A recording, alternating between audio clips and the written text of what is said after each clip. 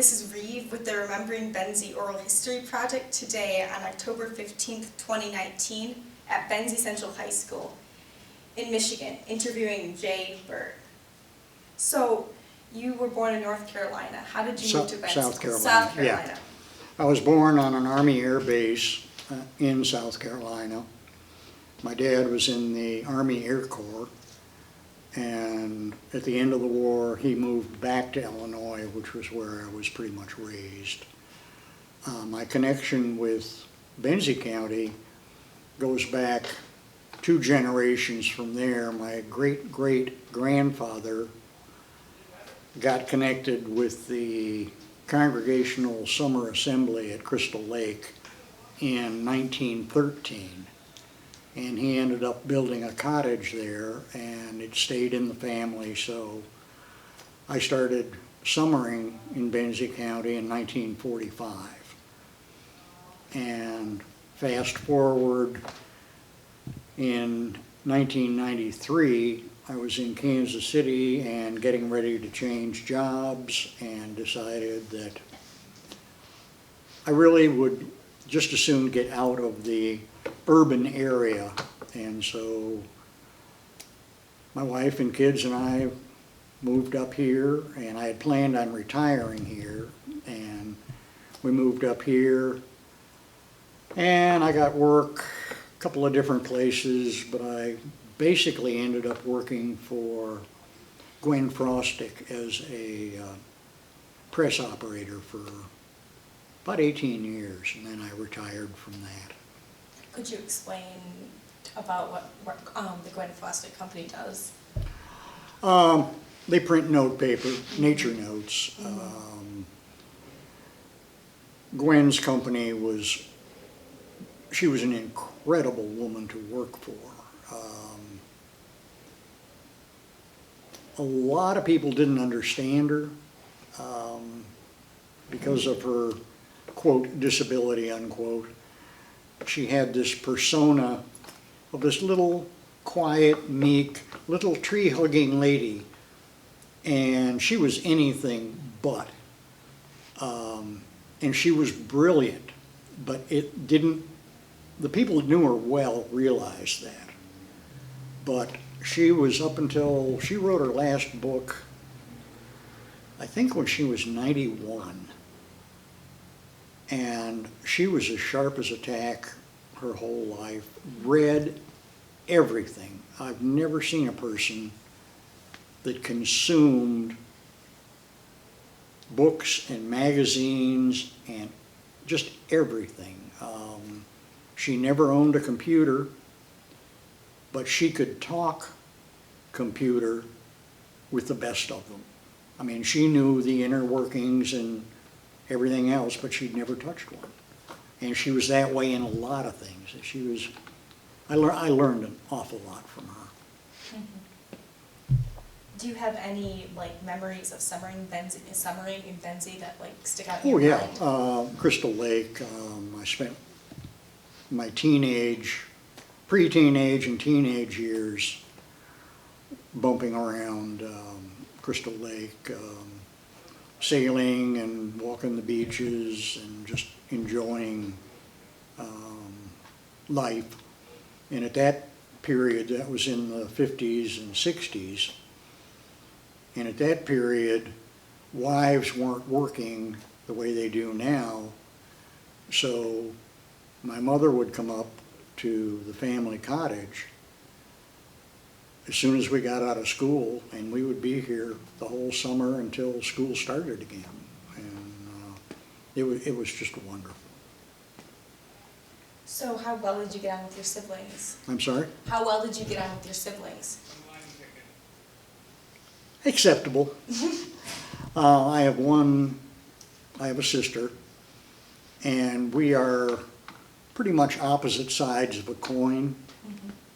We are totally different, and we get along just fine, but we're 2 really different people, just across the board.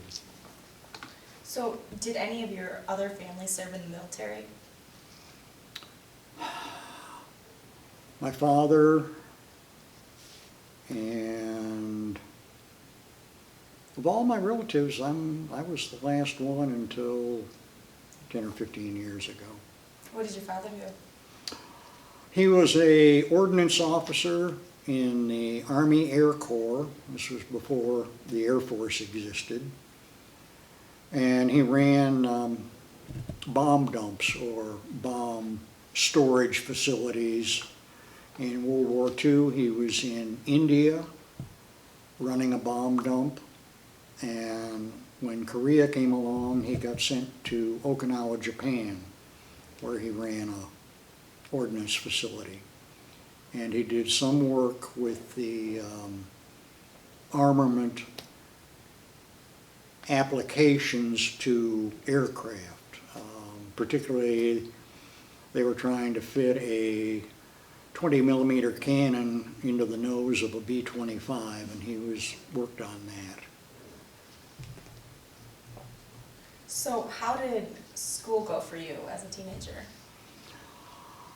I was your classic underachiever. That's all I heard was, you're smart, why don't your grades reflect it? And I just heard that all the way through junior high school, I just really wasn't motivated to study. I read voraciously, and I could talk about anything, but as far as schoolwork, it really, I just couldn't get into it. And that's one of the reasons that I ended up in the military. I was in college, and after a year and a half, I realized I'm not accomplishing a thing here except spending my parents' money. And so I opted to go into the military. So you enlisted in Vietnam? I'm sorry? You enlisted in Vietnam? I enlisted during Vietnam, yes. The Army had a program where you could test for flight school before you joined. And I took all the testing and was accepted. So the day I raised my hand and joined the Army, I knew that I was already on track to go to flight school, which is really what I wanted to do. So when did you know you wanted to be a helicopter pilot? Pretty much most of the time. I like things that are mechanical and technical, and I'll use the word artistic. Something that requires a hands-on finesse. And that's one of the reasons I went to work for Gwen, because she saw that in me. And operating a press for her, it's mechanical, it's technical, and it's artistic. And it's all hands-on. And it's the same way with flying. Whether it's airplanes or helicopters or whatever, you've got all of those factors there, and that's the kind of thing I like to do. So, how did flight school go? Flight school was good. I had a little bit of a hiccup. I joined, was in basic training, and I had mentioned to my drill instructor that I was going to flight school because I thought, maybe they'll cut me some slack.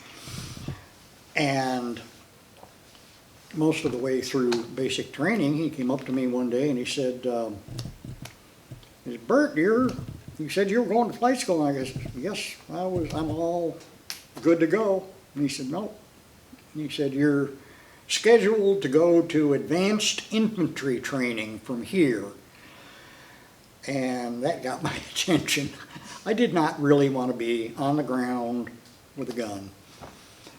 And so I started the ball rolling, and my recruiter in Illinois, I called him and said, hey, help. Well, my paperwork had gotten lost. So that delayed a lot of things. I didn't get the date for flight school that I should have gotten because of the delay, so I had about a 7-month wait between basic training and flight school. And so they sent me to, and it worked out beautifully, they sent me to basic aircraft mechanic school, and then they sent me to turbine engine mechanic school, and then they sent me to helicopter crew chief school. So when I got to flight school, I already had this wonderful basic knowledge of the aircraft and all this other stuff, and it helped me out more than once, having all that extra information. Can you elaborate on that? The one thing that sticks in my mind, and this gets a little technical, but a turbine engine, shaft turbine engine, has 3 what they call igniter plugs. They're like little glow plugs in a diesel engine, but they click. And the Huey has 3 of them. And when you start it up, the engine starts to spin up, and you can hear these little igniters snapping. Well, if they're not back there firing, you're not going anywhere. And in one of the classes, one of the instructors said, if you're ever in a situation where your aircraft commander goes to start it up and it's not firing and you can't hear the igniters going, he said, if you shut it down, take these little glow plugs out, he said, and take a number 2 pencil, nothing else, a number 2 pencil, and get lots of graphite in all 3 of them. He said, you have one shot that it'll work. If it doesn't work the first time, it's not going to work at all. And I happened to be in Vietnam as a command pilot, and we were way back in the middle of no place at a special forces camp, and we'd taken some people out, and we're sitting waiting for them to finish. And they came out. I went to start that thing up, and nothing. And so my crew chief didn't even know this trick. So I told him, I said, okay, come on, we're going to go back there, and we're going to get this thing flying. I said, okay, help me, and we'll pull these 3 igniter plugs, and played with a pencil in there and put them back together and safety wired everything together, fired right up, and off we went. Of course, we couldn't start it again, but where we were going had a maintenance facility, and when I landed, I said, okay, it needs 3 new igniter plugs because they're shot. But little things like that, that particular one saved me a lot of hassle, calling somebody to fly out back in the middle of nowhere with 3 little, electronic parts so I could fly out again. But yeah, it was very, very beneficial. Was there anything you particularly enjoyed about flight school? Flying? Flying. Yeah. A lot of it was just great fun. I mean, once you learned how to control the aircraft,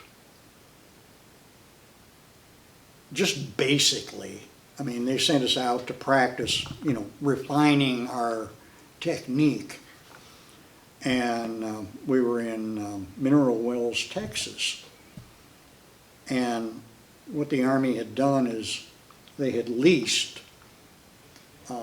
areas from ranchers and farmers around the fort. And you could be flying along and you'd see a white tire or a green tire or a red tire sitting out in a field. Well, you knew you were allowed to land in that area. And they were Red were confined areas, green were just basic enclosed areas, and white were just open areas. And so we'd be sent out for an hour, okay, go do 15 landings and then come back. Well, we'd get out there. And Texas is just full of armadillos. And you can chase an armadillo with a helicopter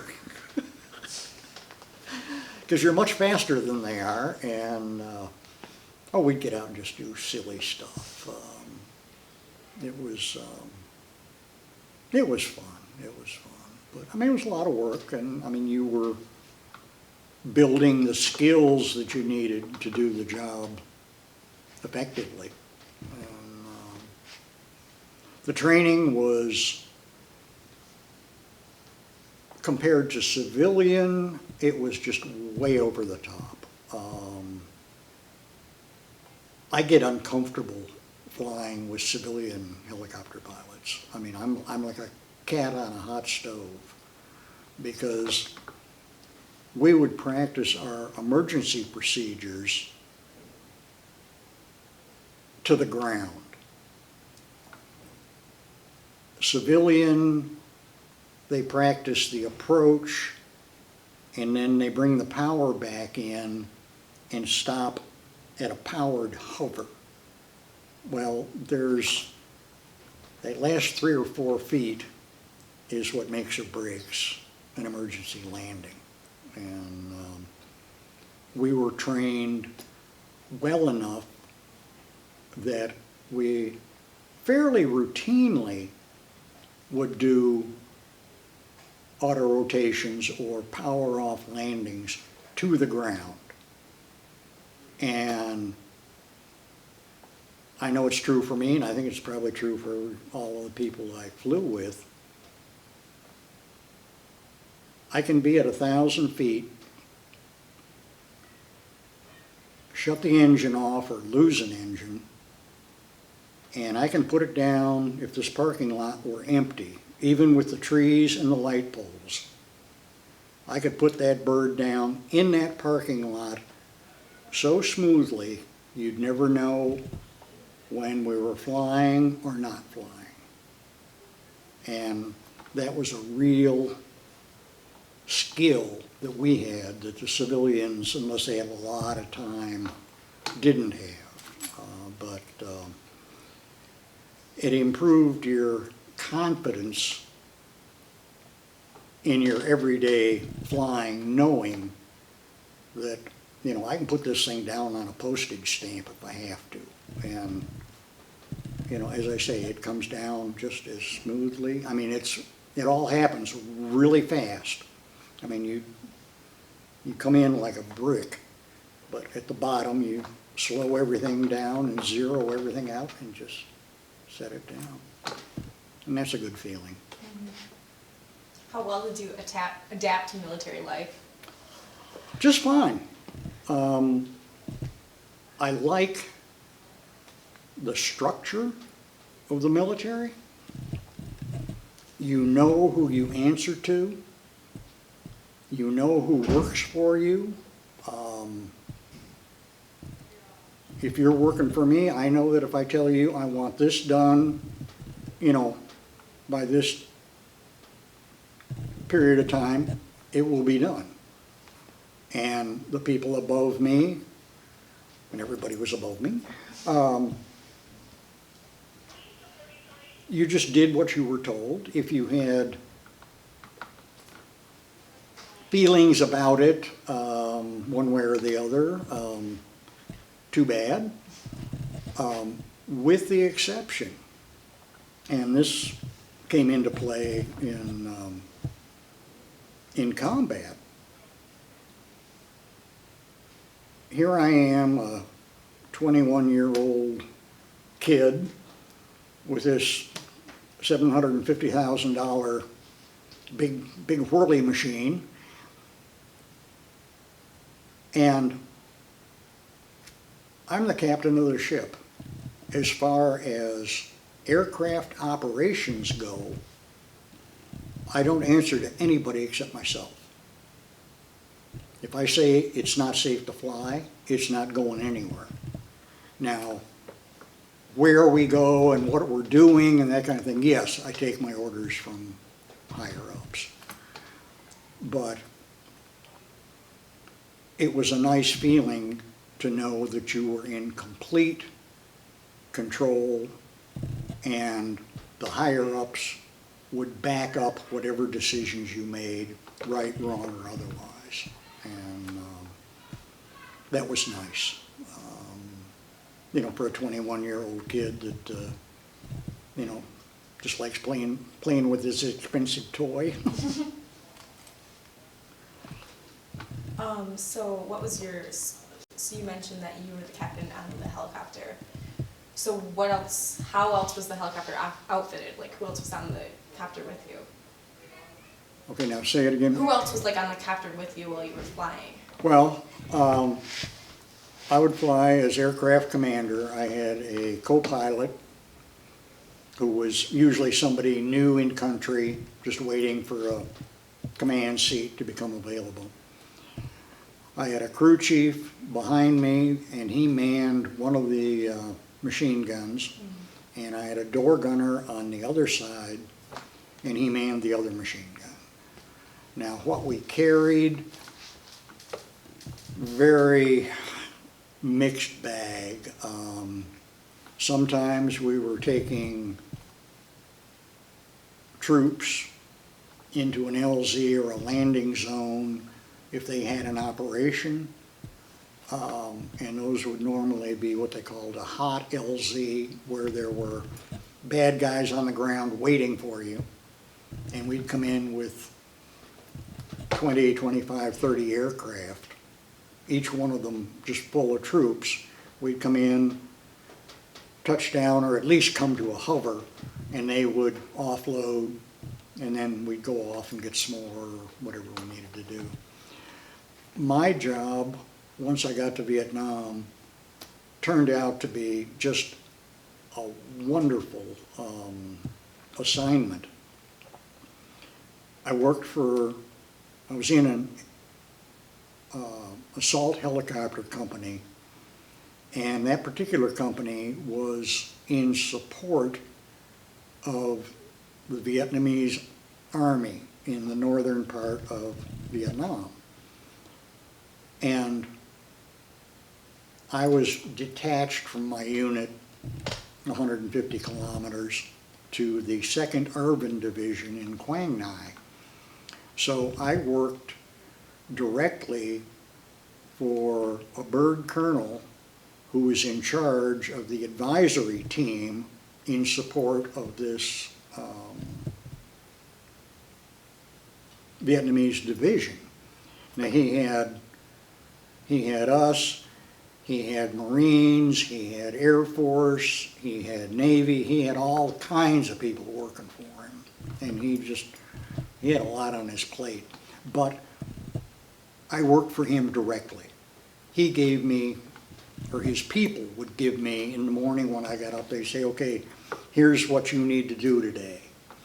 And it would be usually taking people or supplies here, there, and everywhere, or picking up stuff, or flying to Da Nang to pick up new personnel coming in that needed to get to where we were.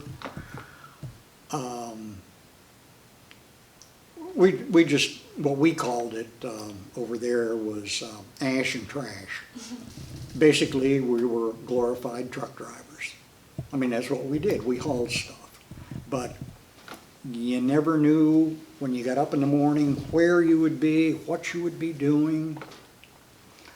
One of the nicest things was being able to help people on a moment's notice.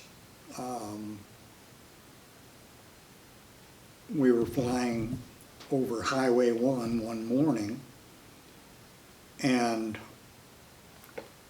they would have to sweep the highway every morning for buried explosives, because they'd come in at night and bury stuff and then blow things up. So they would go through and sweep the entire length of the road. And we were on our way somewhere else, and we saw this plume of smoke from an explosion. And as we flew over it, we could see some GIs down there kind of running around. And we determined that somebody had gotten hurt. And so we hooked around, dropped in, just, out of the clear blue. We had that man in a hospital in under 10 minutes from when it happened. And that's a turnaround time that's just incredible. I don't know whatever happened with him, but I feel like getting him that kind of medical care that quickly, and that was true in a lot. That's why there's a lot of wounded Vietnam vets, because we could get them to a real hospital just really quickly. I had this just infuriated me, but we had gone on taken some people back to a camp, and as we were leaving the camp, we took some ground fire, and there was a major sitting behind me, and he was sitting like this, and a round came through the floor and took his kneecap off, just exploded it. It was all over my windshield and everything else. Then we have some other holes in the aircraft, but there again, I had that man in a full service downtown military hospital less than 15 minutes. And I hope he saved his leg. But the reason it infuriated me was he'd been in country for a year, and he was due to go home the next week, and the only reason he was on that aircraft, he was killing time, and he wanted to go for a, what we call a strap hanger.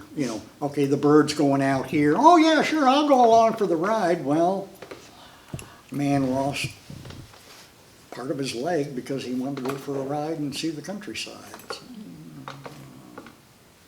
There was a lot of things like that were hard, that just wrong place, wrong time.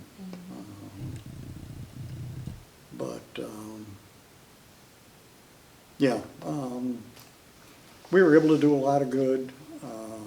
At least I was, because I was so flexible in my job. Most of the chopper pilots were in more with U.S. troops, and all they did was fly insertions, every day. And they took a lot more heat than we did. But, we did our share. And as I say, it was interesting. I would not recommend things like that to anybody, but on the other hand, I wouldn't trade the experiences I had for anything. Now I was there for a year, and if everything were condensed, I would say there was about a total of 10 minutes where I was just absolutely not petrified, but I was not a happy camper there but 10 minutes out of a year. Go ahead. Okay? 10 minutes out of a year is not a whole lot to be scared to death. Yeah, if you were there for 5 years. Hmm? If you were there for 5 years, No, then that's. just 1 year. But you were in the country for. In 1 Vietnam year. for a year. Okay. Everybody had about a year's tour. Okay. Unless you volunteered to go back or were in a very specialized, high-need job where, Yeah. oh, well, you're going back. But, yeah, it was, as I say, it was interesting, educational. I wouldn't trade it for the world, but I wouldn't suggest it to anybody. Because after I got back, I found out that as a Huey pilot, it was one of the deadliest jobs you could have over there. And I went through my flight school class when I got back. You know, they took the standard graduation picture. And I went through with a magic marker. And it was about 40%. Because we graduated in November, went to Vietnam, and came back the next November. And in that 12 months, about 40% of them were gone. But I didn't know that. I knew that after, not before. But as I say, I had a very interesting tour. There's things that I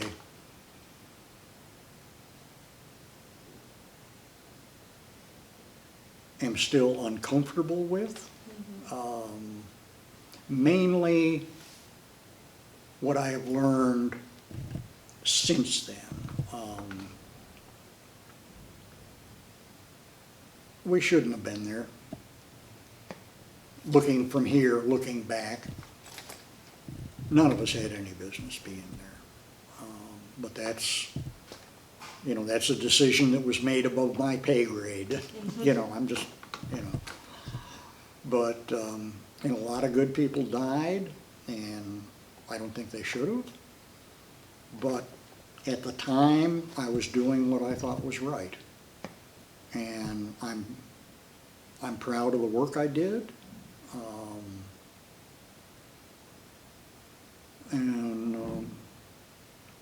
It's funny, since we've been talking last week about this whole interview thing, I've really been doing a lot of soul searching and a lot of thinking, which I hadn't done before, quite honestly. When we got out of the service in the early 70s, military were second-class citizens, just walking around town. If you had a military haircut on or were in uniform, unless you were close to a base, you were a second-class citizen. And so we learned, we being the Vietnam vets, learned to grow our hair out, keep our mouths shut, forget it, and move forward. And I think that's why a lot of vets did not reacclimate to society. Now they've taken steps now that they're working with the returning vets from the other encounters. But back then, that wasn't even considered. And because I was doing all this thinking in the last couple of weeks or so, I've been really going through a lot of different aspects of it. And it's been very educational for me. But I never, it's not that I didn't admit to being a vet, I never publicized it, ever, until maybe 4 years ago. And I decided, you know, this is part of who I am, and there is a brotherhood of sorts of Vietnam vets. And so I put a little sticker on my car, and I've got a Vietnam veteran hat. And that's as far as I've gone. But up until then, I never mentioned it to anybody unless they asked. And, who's gonna ask you? I mean, I don't really stand out as, a baby killer or whatever. I mean, that's what we were. Yeah, it was a strange, the whole thing was strange.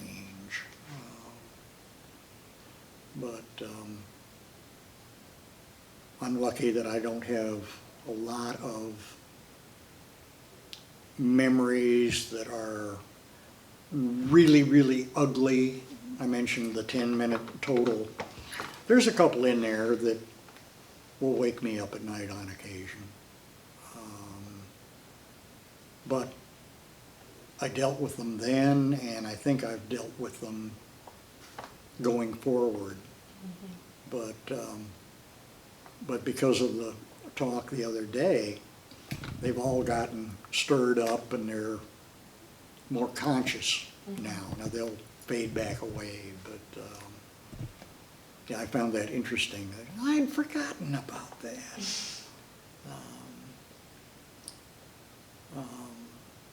And one of the big things that brought a lot of that, you were asking for, excuse me, memorabilia.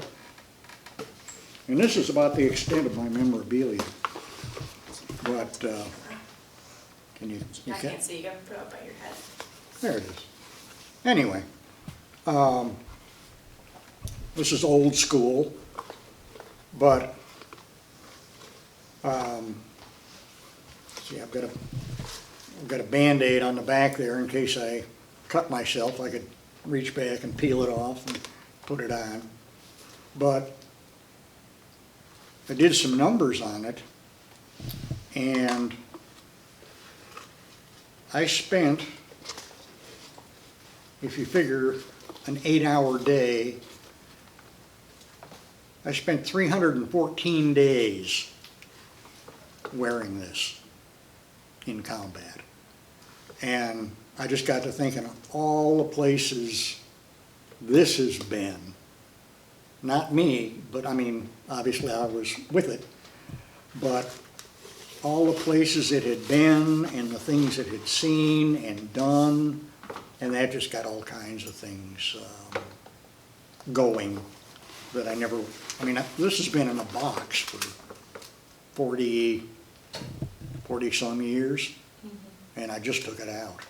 And, but a lot of memories. Mostly good, but good and bad. How was the camaraderie with people that you served with?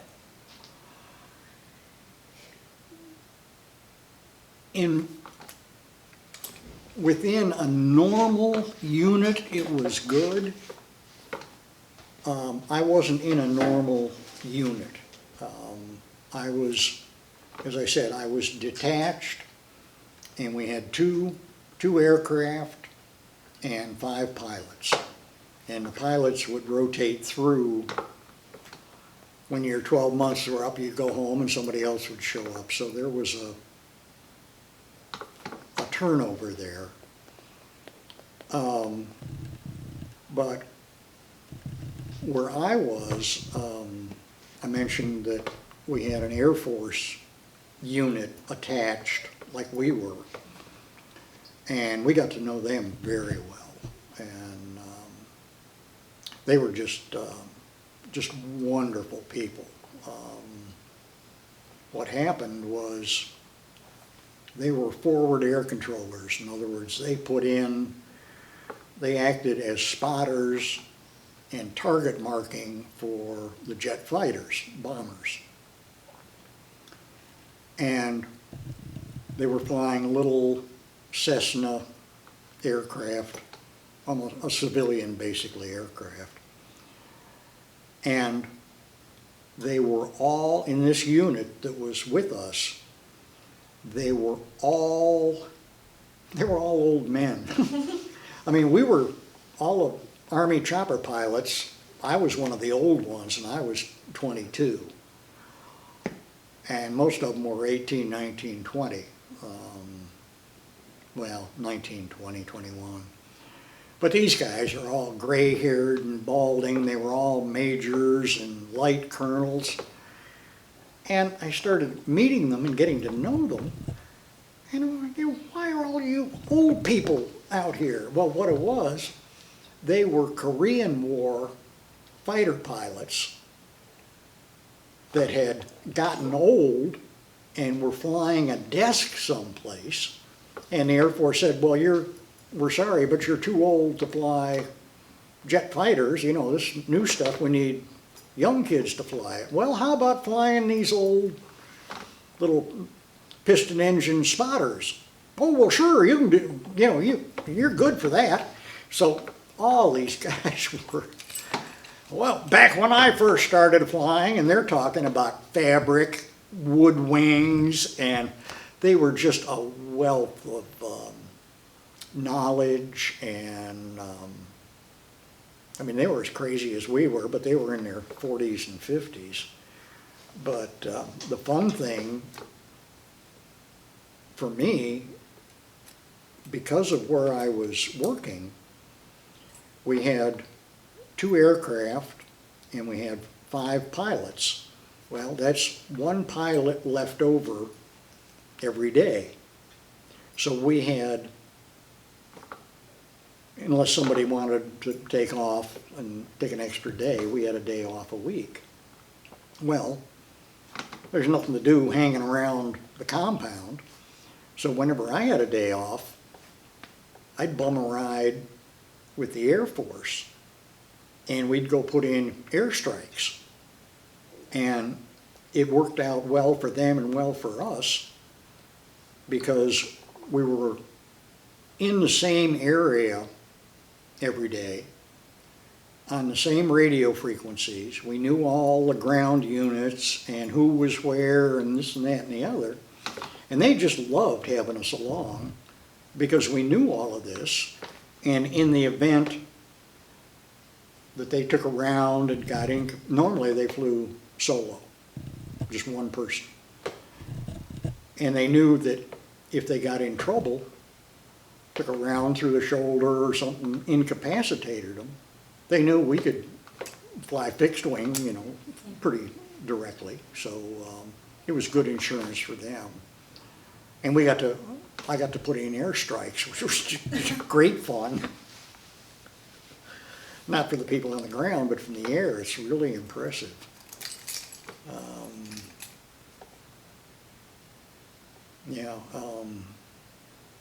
That whole, as I say, that whole thing is just totally, looking back, just totally stupid. But at the time, you would hear about the B-52 strikes. And this is pre-GPS internal navigation. We're talking about navigating with a slide rule and a map and everything else. And they would fly halfway across the world at 32,000 feet, which is about the same height your airliner flies at. And if you gave them a box on a map,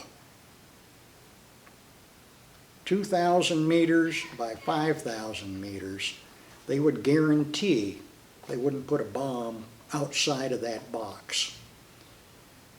And one afternoon, I learned about B-52 strikes up close and personal. We had heard on the radio, they announced that, you know, okay, there's going to be an arc light, you know, on this radial from this transmitter, and we're figuring, okay, well, that's someplace out here. And we were out at a camp, just sitting waiting for the people we'd taken out to come back. Well, they didn't tell us that they were going to blow up the neighborhood. And we're sitting out on the aircraft, just kind of, you know, laying around in the sun watching this, that, and the other. And I looked up and I said, hey, look at that. There goes 352s. I mean, they were so high up you couldn't see them. They're about that big. And I looked and I could see a little wisp of smoke. I go, what the hell is that? And then the second one, and then the third one. I said, you know, I think we're gonna see an airstrike. And I'll tell you what, we were down on a ridge line right here, and the camp was right here, and about a mile away was this big mountain ridge line. We're just sitting there, and all of a sudden, this ridge line starts to evaporate. And I have never had the visceral reaction to anything like that. It was just unbelievable. And it was all, they stayed in their little box. I mean, we were right there next to it. And when we flew out, the whole top of this ridge line, which had been 200-foot jungle canopy, was nothing but mud. There was no greenery, there was no scraps of trees, nothing. It's just mud. Well, I'm glad I wasn't out walking in the woods. But if you take, the 4th of July fireworks, you know, they have those flash bangs that you can feel like this. Multiply that by about 100,000 and make it last about 3 minutes. And that's what, you know, oh, it was unbelievable. But, you know, we still lost. Anyway, okay. What else can I tell you? So did you talk to many civilians while you were in Vietnam? No, very few. Part of that was, it wasn't really in my job description. Out on the economy, out in town, or this or that or the other, you had to be very careful. Because you never knew who the good guys were and who the bad guys were. Mm-hmm. And we're seeing that other places in the world now. But the people that I did meet were just really nice people. Mm-hmm. Very interesting, a whole different, totally different culture, different values. That was part of the educational aspect of being over there, was this whole different culture and mindset and everything else. Go ahead.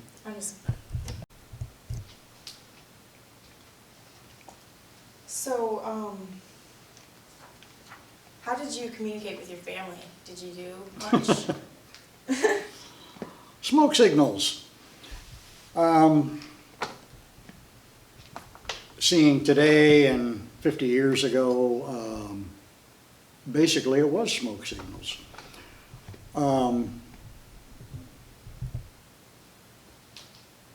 The only way I communicated by letter, and I bought a small reel-to-reel tape recorder, and I would just talk to the tape recorder and then mail them a small tape.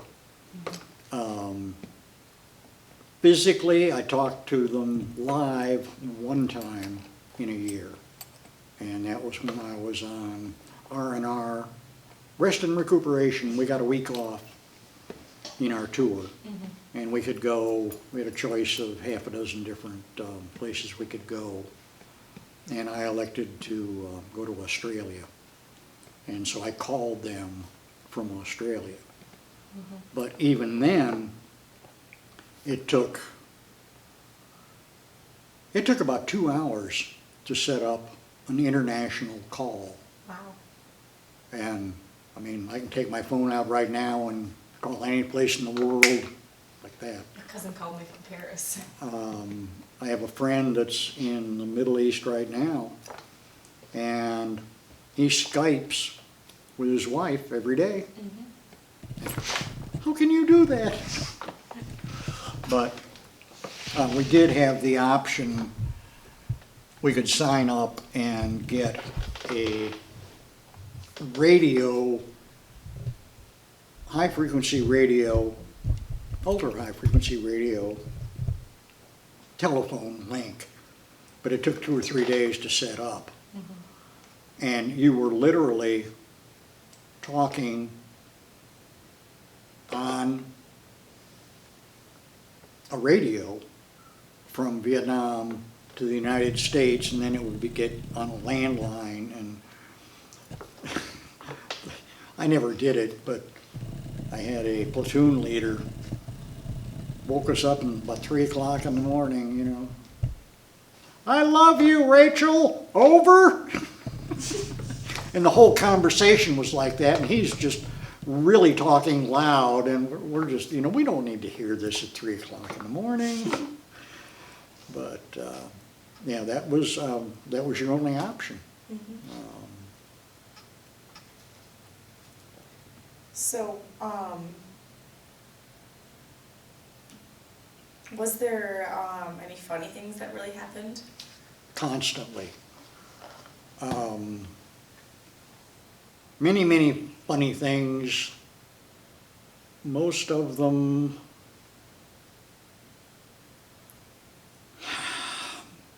I'll use the word gallows humor. And we're not going there. I can't think of a whole lot of clean funny, if you will.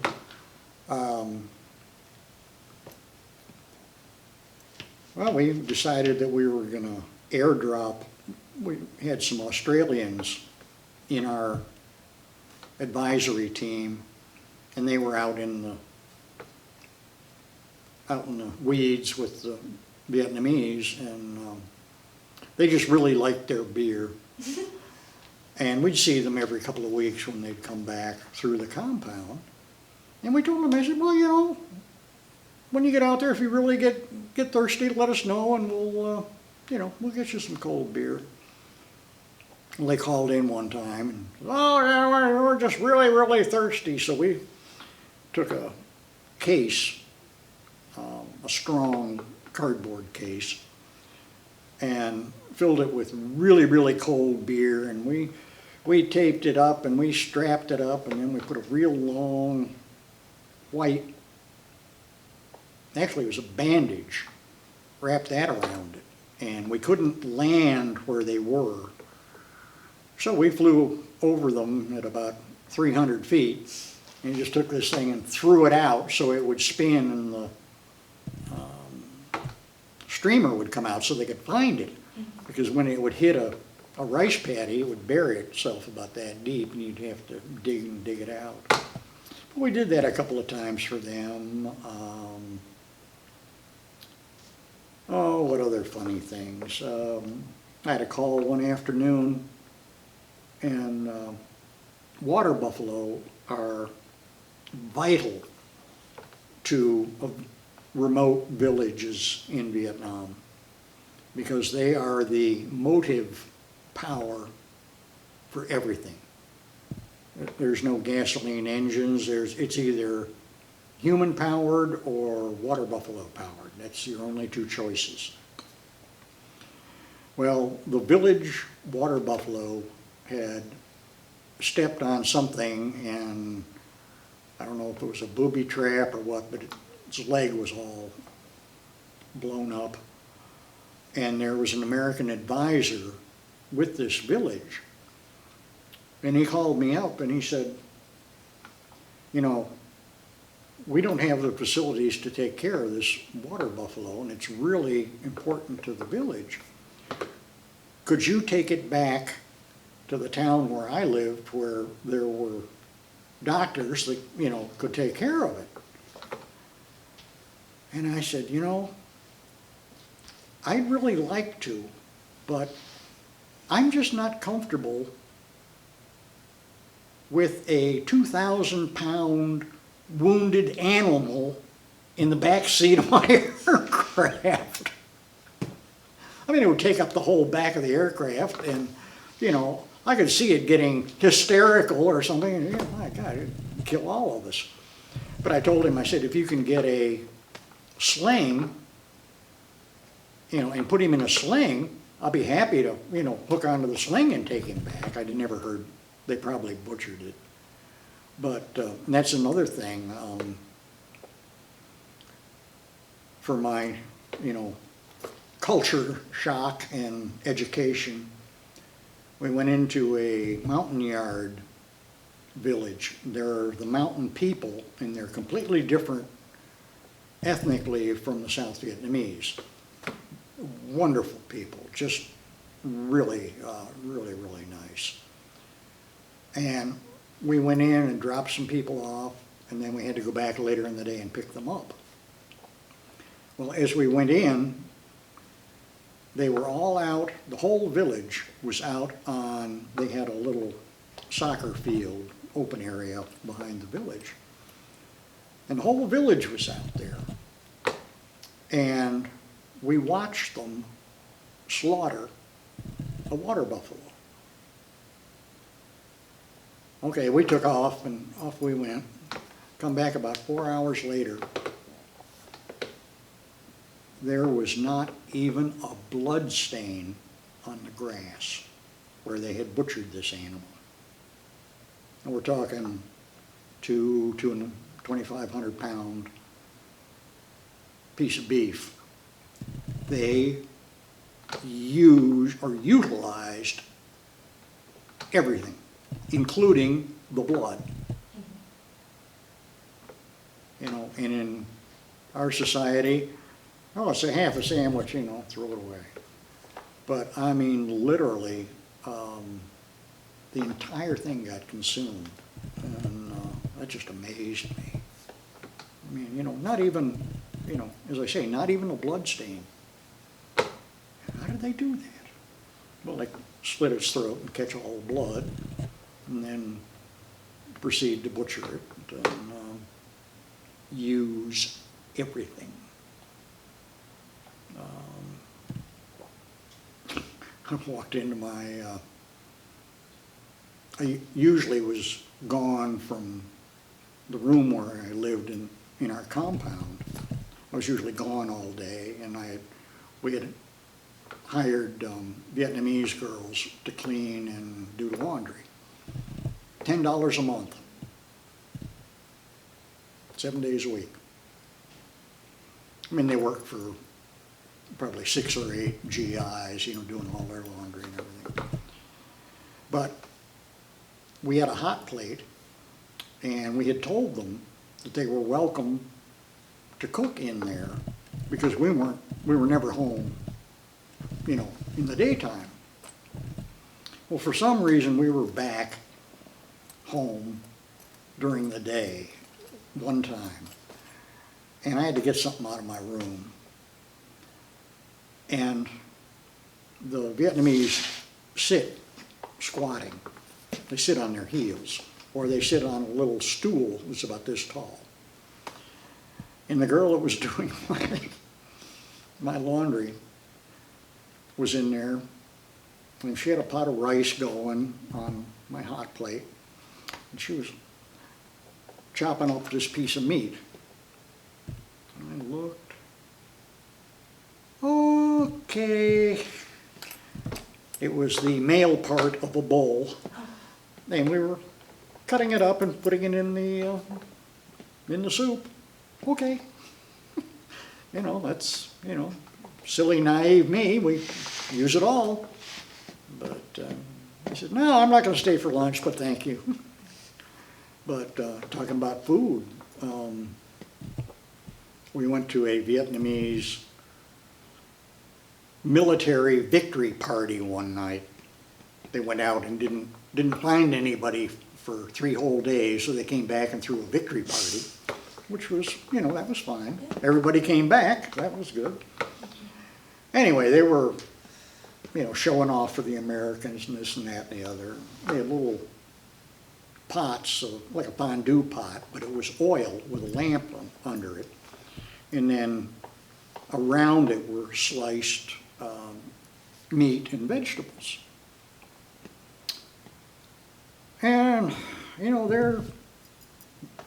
they don't speak English, we don't speak Vietnamese, but we're just laughing, carrying on, drinking beer and whatever.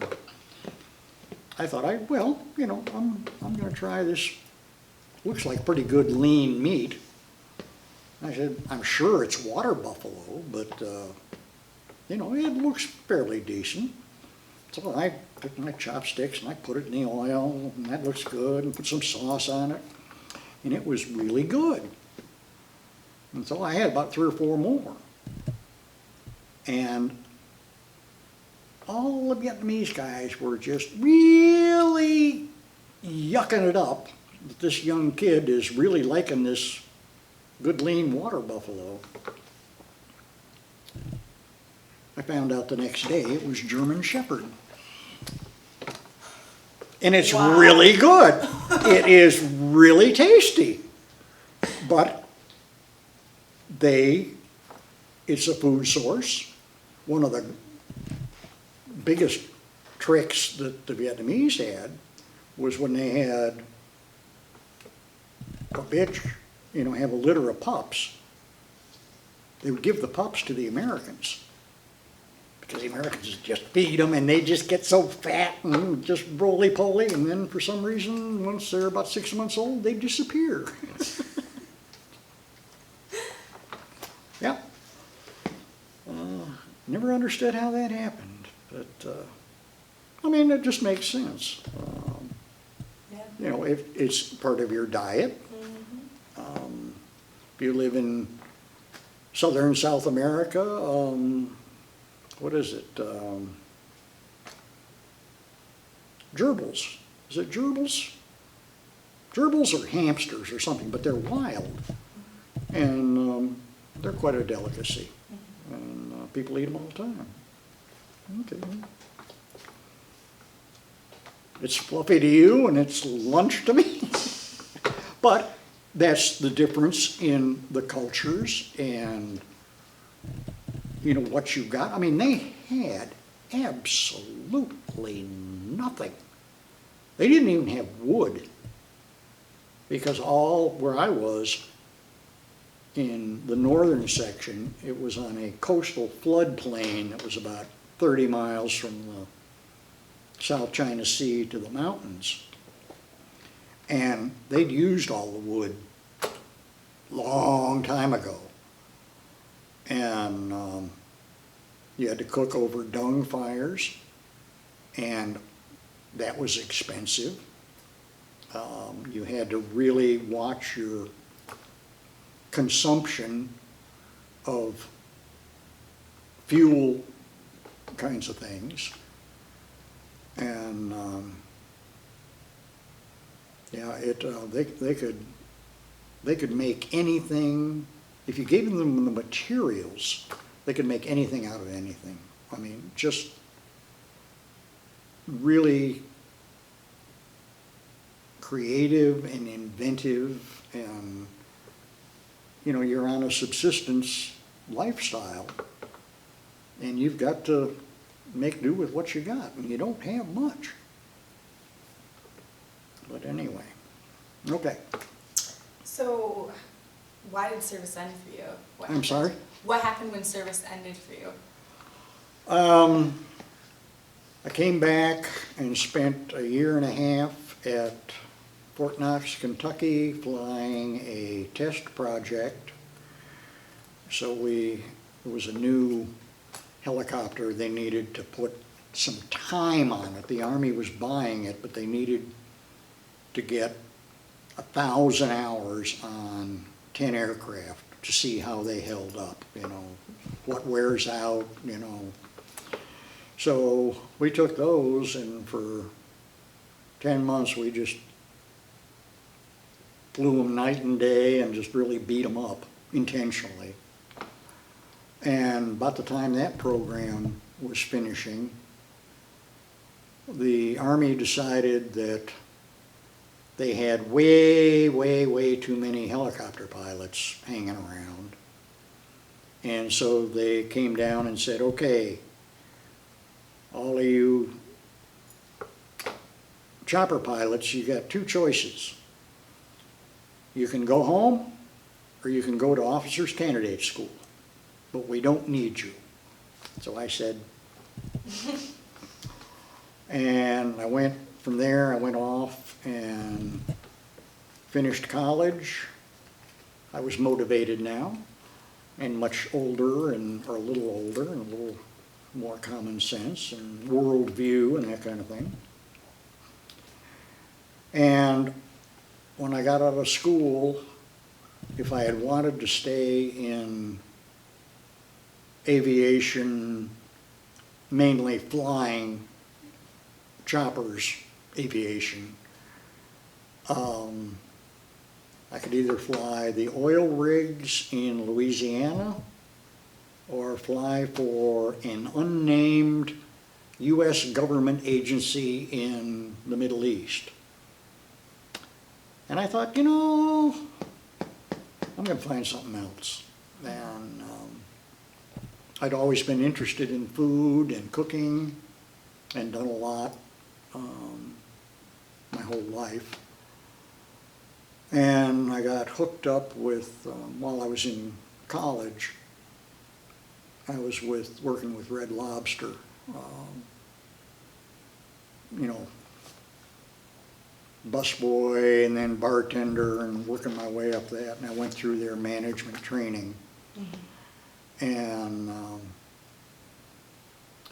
got to Independence, Missouri with them and was running a Red Lobster. And didn't really like the corporate aspect of it. And I made a mistake and said something one day that I was dissatisfied with, and by the end of the month I was looking for work. And which was a good thing. I ended up working for a sole proprietor that had an old time restaurant in Kansas City. And the type of food he served and the cooking we did fit me to a T. Strictly old style, basic, classic food. I mean, we didn't have arugula or any of the other stuff. Our newest recipe was, I think, 1928. Seriously. Really? Our cooking library, the most recent book in there was 1928. That's 90 years ago. Yeah. But we bought absolute top of the line product that you could possibly buy. And that particular restaurant, everything on our menu that we served, we made from scratch, with one exception, and that was breaded oysters. Because we could not shuck a fresh oyster and bread it and have it come out looking as nice and plump and juicy as we could buy them frozen. But other than that, literally everything, and we had 100 items on the menu, and that fit me. That was my kind of cooking, and I really enjoyed it. So I got into the food business and spent most of my life in food. So looking back, you said that like in between the time between our last interview and this one that you really started to do some soul searching about like your time in the military. What can you say about that? Okay, I'm not understanding. So like, how do you feel about your time in the military? Looking back on it, for me, it was very character building. It's very educational, very broadening.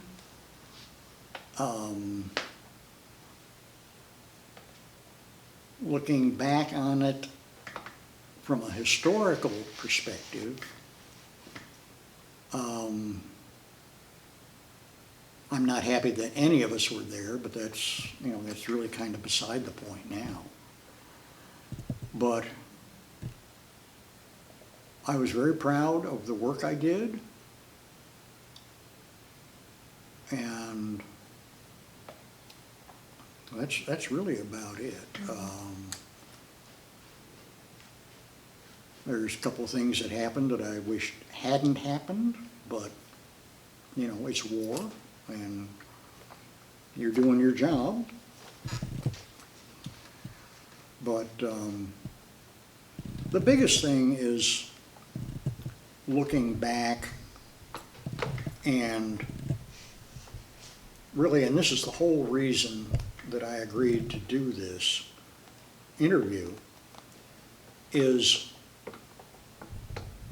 to give a sense of the historical perspective.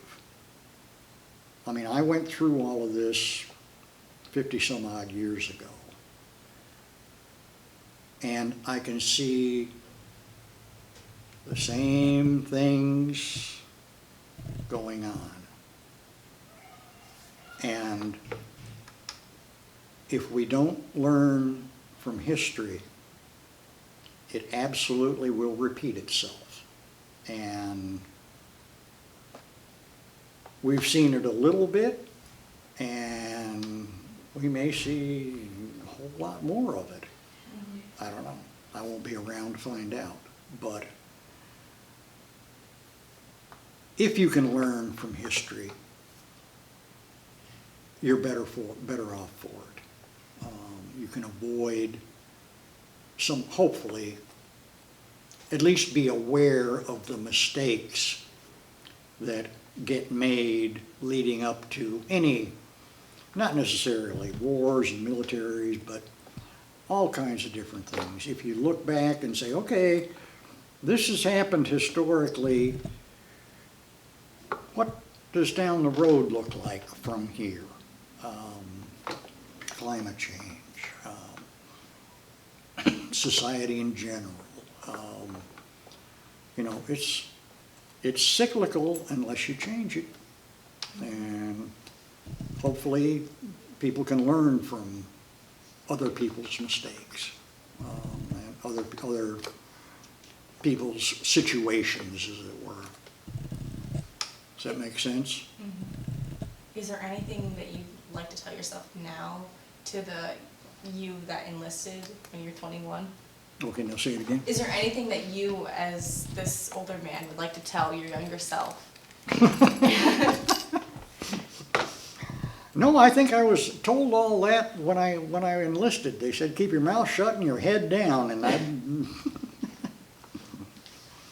to this day, I keep my head down, but I don't keep my mouth shut all as much as I should. But,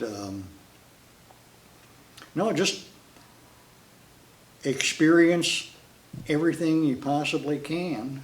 And people are wonderful. They really are. I don't care who they are or where they are or anything about them. Worldwide, military, civilian, but if you get to know anybody, you can find common bonds. And people are basically good people. Now there's some that, but 2% that I object to sharing my air with, but we'll let them go their way. But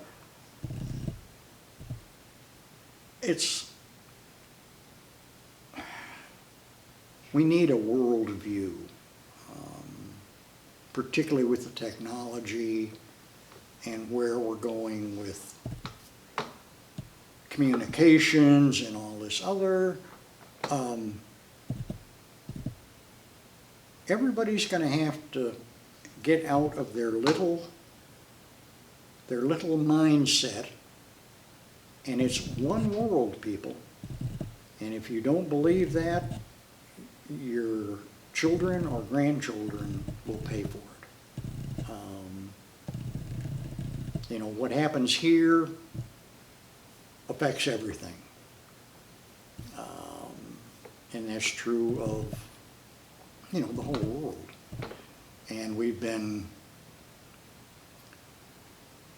doing enough to screw up things that we're going to pay for it.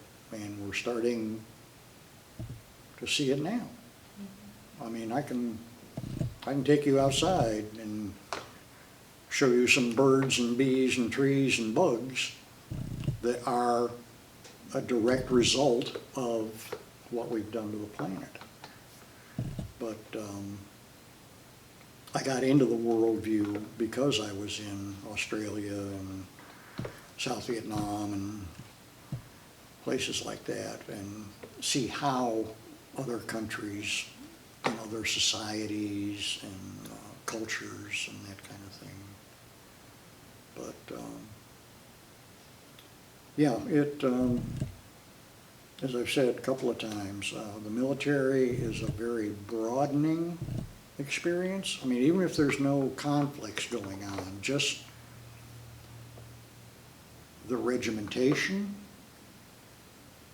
you know, everything is programmed. And the military is wonderful for education. I mean, if you want to get ahead, I got 3 college credits in South Vietnam. I took business administration while I was there. Well, you're fine. And my colonel was connected with the University of Maryland. And he put a note on the board one day and that he would be conducting a business administration class, and I signed up for it. And we got our textbooks, and we met twice a week.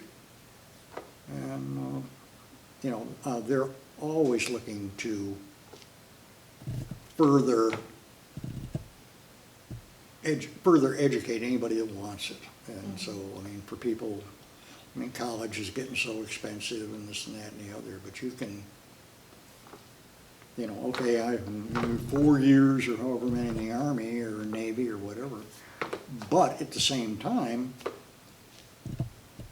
if you're interested and motivated, they'll pay for your education, and you get a paycheck too. So, you know, you know, it's not a bad thing, and it's a very broadening and maturing environment. A lot of boredom, a lot of silliness, but it all adds up to who you actually end up being as a person. Is there anything else that you want to talk about that we haven't yet? I don't think so.